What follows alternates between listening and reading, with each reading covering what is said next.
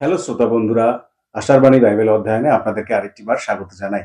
আমি পাস্টর বিপ্লব সরকার এবং আজকের বাইবেলের অংশ যেখান থেকে আমরা দেখব সেটা হলো লোকলিখিত সুসমাচার তার 4 অধ্যায় 16 থেকে 30 পদ।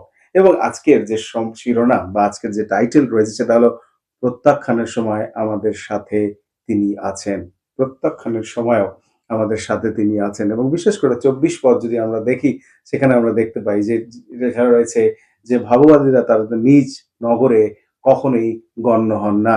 প্রভু যীশু খ্রিস্টের জীবনী যখন আমরা দেখি আমাদের জীবনের সাথে অনেকটাই মিলে যায়। আমরা যারা এখানে শুনছি, শ্রোতারা রয়েছি, আমরা বিভিন্ন সময় বিভিন্ন পরিস্থিতিতে আমরা প্রত্যাখ্যান হয়েছি। হতে পারে আমরা আমাদের যে কর্মক্ষেত্র রয়েছে সেখানে আমরা প্রত্যাখ্যান হয়েছি। হতে পারে আমরা আমাদের পরিবারের এমনকি জন্মের সময় হয়তো আমাদের পরিবার বা আমাদের অভিভাবকরা হয়তো আমাদের সম্পর্কে চিন্তাও করেনি, এরকম অনেকে রয়েছি।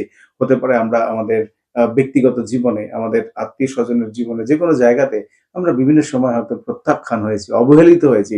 ঈশ্বরের বাক্য আজকে আমাদেরকে দেখায়, যখন আমরা এই পরিস্থিতি বা এই অবস্থার মধ্যে আমরা পড়ি, তখন হয়তো আমরা অনেকটাই ভেঙে পড়ি। কিন্তু আজকের অংশ আমাদেরকে দেখায় প্রভু যীশু খ্রিস্ট, যিনি এত ক্ষমতাবান ব্যক্তি ছিলেন, তিনিও কিন্তু প্রত্যাখ্যান হয়েছিলেন এবং এই বিষয়ে আমাদেরকে দেখায় যে আমাদেরও এই বিষয়টাকে খুব সহজভাবে বোঝা উচিত।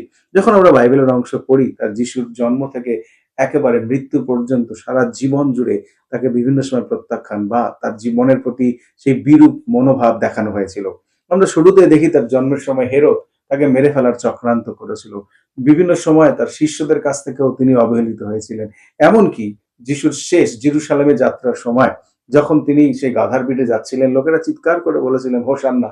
কিন্তু তার পরের দিনই সেই জনতাই চিৎকার করে বলেছিলেন, ইহাকে ক্রুশে দাও, ইহাকে ক্রুশে দাও। প্রভু যীশু খ্রিস্টের এই সম্পূর্ণ জায়গাতে আমরা এই বিষয়টা দেখতে পাই। এই দিনও যখন যীশু খ্রিস্ট আমরা লুক যে অংশে দেখেছি, সেখানে প্রভু যীশু খ্রিস্ট যখন যিশায় পুস্তক থেকে তিনি অধ্যয়ন করছিলেন, সেই যিশায় পুস্তক পাঠ করার পরে তিনি বললেন যে আজকে ঈশ্বরের এই বাক্য আজকে পূর্ণ হলো।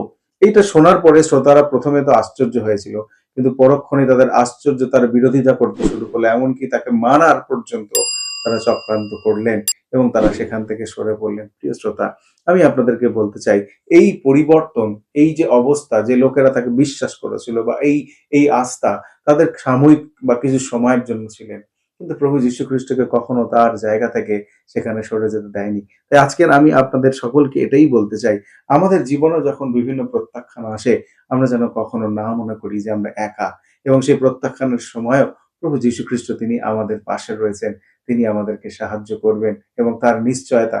বিশেষ করে যখন আমরা গীত সংহিতা 118:7 পদ দেখি, সেখানে এরকম লেখা রয়েছে, যারা আমাদের শত্রু তাদেরকেও, তাদের প্রতিও আমরা বিজয়ী দৃষ্টিভঙ্গি দিয়ে দেখব যে আমরা তাদের উপরে বিজয় লাভ করব। যদি এই পৃথিবীতে হয়তো আমাদের শত্রু বলতে তারাই, যারা আমাদেরকে বিপক্ষ শত্রু মনে করে এবং তারাও যখন আমাদেরকে খ্রিস্টীয় বিশ্বাসের জন্য পরাজিত করতে চায়, আমি আপনাদেরকে বলি প্রভু যীশু খ্রিস্ট আমাদের সাথে রয়েছেন এবং তিনি এই পরিস্থিতিতে আমাকে দাঁড়িয়ে তিনি এরকম কথা বা আপনাকে এই কথা বলেন, আমি তোমাকে ভালোবেসেছি, আমি তোমার জন্য আমার প্রাণ দিয়েছি এবং এটাই তোমার জন্য যথেষ্ট। তাই আপনি যখন প্রার্থনা করি, তখন আমরা এই বিশ্বাসের সাথে প্রার্থনা রাখি যে প্রভু যীশু খ্রিস্ট, যিনি আমার এবং আপনার পাশে রয়েছেন।